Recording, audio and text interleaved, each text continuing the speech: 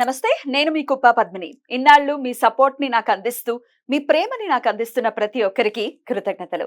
ఇప్పుడు చూడబోతున్న ఈ వీడియో కూడా ఖచ్చితంగా మీకు ఉపయోగపడుతుంది. లైక్, షేర్ అండ్ సబ్స్క్రైబ్ చేసి మీ ఇష్టాన్ని అలాగే మీ సపోర్ట్ ని నాకు అందించండి. అలాగే ఈ వీడియో పట్ల మీ అభిప్రాయాన్ని కమెంట్ సెక్షన్ లో కమెంట్ చేసి నాకు తెలియజేయండి. నమస్తే. జ్యోతిష్య శాస్త్రం ఒక అద్భుతం. వేదాంగమైన జ్యోతిష్య శాస్త్రం అనేటువంటిది మానవ జీవన గమనానికి ఒక వరం. జ్యోతిష్య శాస్త్రం నీ జీవితంలో వెలుగునింపే ఒక భాష.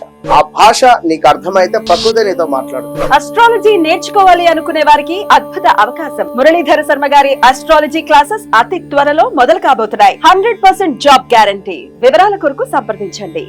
నమస్తే, వెల్కమ్ టు అవర్ ఛానల్. నేను పద్మిని. ప్రస్తుతం మనతో పాటు ప్రముఖ ఆధ్యాత్మికవేత్త, వాస్తు జ్యోతిష పండితులు కేఎస్ఆర్ గారు మనతో పాటు ఉన్నారు. మాట్లాడదాం. సార్ నమస్తే. సార్, ధనాధిపతుల గురించి చెప్తూ ఉన్నారు. ఏ రాశికి లేదా ఏ లగ్నం వారికి ఏ గ్రహం డబ్బులు ఇస్తుంది అనేది ఖచ్చితంగా చెప్తున్నారు. అయితే అది చాలా వివరంగా, అంటే ఆ గ్రహం ఎక్కడ ఉంటే ఎట్లాంటి రిజల్ట్స్ ఇస్తుంది అనేది, అంటే ద్వాదశ రాశుల్లో ఎక్కడున్నా కూడా ఎట్లాంటి రిజల్ట్స్ ఇస్తుంది అనేది చాలా బ్యూటిఫుల్ గా చెప్తున్నారు.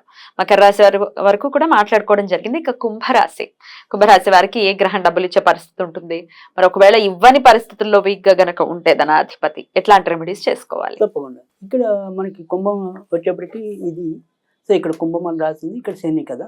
సో వీళ్ళకి ఇక్కడ రాహు కాదు, యాక్చువల్గా గురుడు అనమాట. యాక్చువల్గా సో ప్రస్తుతం వరకు రాహు అక్కడ మీనంలో ఉన్నాడు అంతవరకే, కానీ ఇక్కడ యాక్చువల్గా ఇది గురుడికి సంబంధించిన రాశి. సో ఇక్కడ వీళ్ళకి ధనం ఇవ్వాల్సింది ఎవరు? గురుడు ఇవ్వాలి. అయితే ఈ కుంభరాశి వాళ్ళకి ఏంటంటే జనరల్గా వీళ్ళకైనా సరే, మకరం వాళ్ళకైనా సరే, శనితో సంబంధం ఉన్న వారికైనా సరే కొద్దిగా జీవితం నడివయసు నుంచే ఎక్కువ మంచి పట్టడం అనేది అయితే ఉంటుంది. కానీ వీళ్ళకి ఏంటంటే ఇక్కడ గురుడు కాబట్టం వల్ల ఏంటంటే 36 ఏళ్ళ దాకా కూడా ధనం రావటం పోవటం. ఫస్ట్ కొన్నాళ్ళు ఉద్యోగం అనుకుని ఉద్యోగం చేయటం, కొన్నాళ్ళు వ్యాపారం అనుకుని వ్యాపారం చేయటం, ఈ రకంగా కొంతవరకు ఇబ్బందులు ఎదుర్కోవటం అనేది ఉంటుంది. అందుకని 36 వస్తే కానీ కరెక్ట్గా బ్యాలెన్సింగ్గా వెళ్ళదు. సో మకరంతో పోలిస్తే ఏంటంటే వీళ్ళకి తొందరగానే చిన్నప్పటి నుంచి కూడా ఒకసారి ఆదాయ మార్గాలు ఉండొచ్చు, ఎందుకంటే గురుడు శుభగ్రహం కాబట్టి. కానీ 36 ఏళ్ళు వచ్చేదాకా కూడా అలా పోగొట్టుకుంటూ ఉంటారు, సంపాదిస్తూ ఉంటారు. అందుకని వీళ్ళకైనా కూడా నడి వయసు నుంచే ఎక్కువ బాగుంటుందని చెప్పాలి. అయితే ఈ ధనాధిపతి గురుడు కదా. సో ఈ గురుడు మేషంలో ఉంటే, తృతీయంలో ఉంటే మంచిదే, మంచి ఫలితాలు ఉంటాయి. పైగా లాభస్థానంలో గురుడు ఉంటే కనుక ఖచ్చితంగా, ఇక్కడ పైగా పూర్వాషాఢ నక్షత్రంలో ఉంటే కనుక మరింత మంచి జరుగుతుంది. తర్వాత ఉత్తరాషాఢ నక్షత్రంలో ఉంటే కనుక నవాంశంలోకి వచ్చేప్పటికి ఉత్తర 2వ పాదం నుంచి నీచం ఉత్తర 2వ పాదం ఒకటే. సో ఉత్తర 1వ పాదం కానీ, 3వ పాదం కానీ, 4వ పాదం కానీ గురుడు ఉంటే కనుక ఖచ్చితంగా మంచి ఉంటుంది. సో ధనుస్సులో ఉంటే కనుక ఆ రకంగా మంచి జరగడం అనేది అయితే ఉంటుంది. ఇక తర్వాత వచ్చేప్పటికి భాగ్యస్థానంలో గురుడు, ఇది దీంట్లో పడుతుంది తులలో. సో తులలో పడితే గురుడు పరిస్థితి ఏంటి అంటే కనుక ఏదైనా సరే ఆడవాళ్ళ సంబంధంగా ఇబ్బందులు ఎదుర్కోవడానికి, తద్వారా కొంతవరకు నష్టపోవడానికి ఉంటుంది. కానీ సంపాదన అయితే బాగుంటుంది, సంపాదనకు వచ్చే ప్రమాదం అయితే లేదు. బట్ కానీ నష్టపోవటం అనేది ఉంది, అది స్త్రీ మూలకంగా. ఓకే.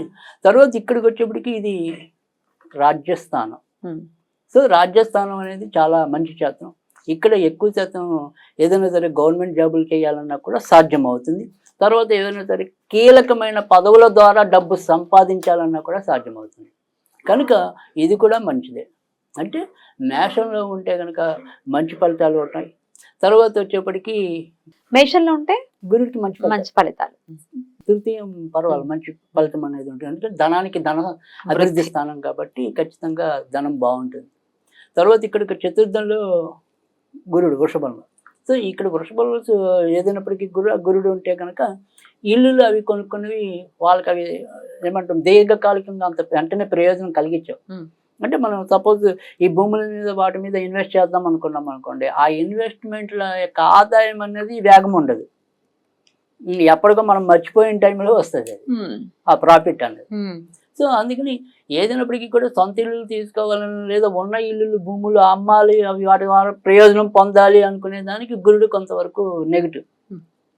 బట్ విడిగా సంపాదన మాత్రం సాఫీగానే వెళ్ళటం అనేది అయితే ఉంటుంది. సో పెట్టుబడులు పెట్టేందుకు ఇది అంత మంచి టైం, అది మంచి చోటు కాదు, ముఖ్యంగా భూముల మీద, ఇళ్ళ మీద.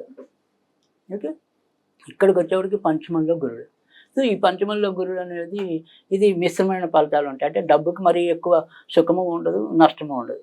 సో తటస్థంగా వెళ్ళటం అనేది అయితే ఉంటుంది. ఇక్కడ 6 ఇళ్ళు మళ్ళీ మంచి తెలుసు గురుడు యొక్క గోచరస్థానం. పైగా అక్కడ మనకి ఏదైనా సరే అదృష్టవశాత్తు ఆయన పునర్వసు 4వ పాదంలో ఉంటే కనుక ఓక్ష పరమత్త. సో అందుకని ఇక్కడ ఉన్నప్పుడు 6 ఇళ్ళు ఎప్పుడు కూడా సంపాదన ద్వారా, అంటే సంపాదన అంటే ఐ మీన్ ఉద్యోగాల ద్వారా, ఎక్కడైనా సరే సర్వీస్ చేసి సంపాదించడం అనేది ఎక్కువ జరుగుతుంది వ్యాపారం కన్నా కూడా.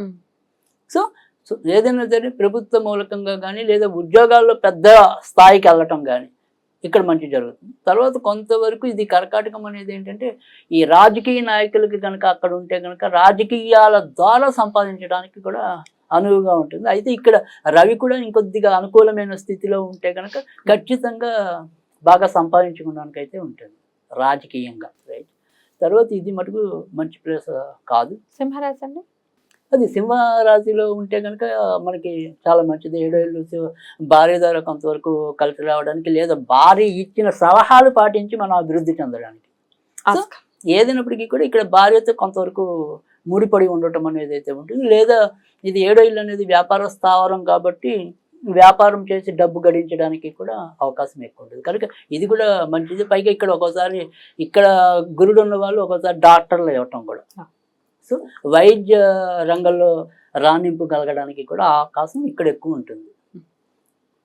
ఇక్కడ మనకి ఏదైనప్పటికీ కూడా నేనుగా చెప్పాలి అంటే కనుక కన్యలో కరెక్ట్ కాదు అని అంటారు. రైట్, అదే అంటున్నా. కన్యలో పెద్దగా మనకి మంచి ఫలితాలు లేవు. మిగతా వాళ్ళతో పోలిస్తే గురుడు ఇక్కడ ఎక్కడ చూసినప్పటికీ కూడా మళ్ళీ మకరంలో ఉంటే ఎలాగో వ్యయాధిపతి, వ్యయంలో నీచ కాబట్టి ఇది మంచిది కాదు. ఓవరాల్గా చెప్పాలంటే ఇంచుమించుగా అన్ని రాశులు కూడా గురుడికి అయితే కనుక ఎంతో కొంత బాగానే ఉన్నాయి. ఇంచుమించుగా ఒక 2-3 రాశులు మినహాయించి మాక్సిమం 9 రాశుల దాకా అయితే ఖచ్చితంగా పర్ఫెక్ట్ ఉంది. ఖచ్చితంగా మంచిగా జరుగుతుంది. అయితే ఏదైనప్పటికీ కూడా ఇంకా గురుడు యొక్క మంచి జరగాలి అనుకుంటే కనుక మనం చేయాల్సింది ఏంటి అంటే కనుక ముఖ్యంగా గురువారాలు కాసేపైనా సరే మనము ఈ ఇంట్లో ఏదైనా సరే ఉత్తర ఈశాన్యం వైపు ఏదైనా కొద్దిగా ఖాళీగా ఉంటే ఒక 5 నిమిషాలైనా సరే పసుపు బట్టలు ధరించి కూర్చుని ఆ తర్వాత వారి యొక్క పనుల్లోకి దిగినప్పుడు మరింత లాభం గడించడానికైతే ఆస్కారం ఉంటుంది. లేదు ప్రతిరోజు కూడా ఏదైనా సరే గురువుకు సంబంధించిన స్తోత్రం చదువుకోవటం వల్ల, అంటే దత్తాత్రేయుడు అనుకోండి, సాయిబాబా నమ్మకమైన వాళ్ళకి సాయిబాబా అనుకోండి, ఇలా వాళ్ళ గురువు ఎవరనుకుంటే వాళ్ళకి సంబంధించింది ఏదైనా సరే స్తోత్రం. మనం మామూలుగా శివుడికి అనుకోండి దక్షిణామూర్తి, సో దక్షిణామూర్తికి సంబంధించింది లేదు అంటున్నారు. కాబట్టి అయినప్పటికీ రావట్లేదు మాకు ధనానికి సంబంధించి ఇబ్బంది అంటే మీరు అన్నట్టుగా ఎట్లయినా 30 పైన పడిన తర్వాత మాత్రమే స్టార్ట్ అవుతుంది అభివృద్ధి జీవితంలో అని కూడా చెప్తున్నారు. కాబట్టి అది కూడా దృష్టిలో పెట్టుకుని గురువు యొక్క అనుగ్రహాన్ని పరిపూర్ణంగా పొందాలి కుంభరాశి వారిని మనస్ఫూర్తిగా కోరుకుంటూ కృతజ్ఞతలు అండి. చాలా బ్యూటిఫుల్ గా ఎక్స్ప్లెయిన్ చేశారు. ఇక నెక్స్ట్ ఎపిసోడ్ లో మీన రాశి గురించి మాట్లాడుకోండి. నమస్కారం.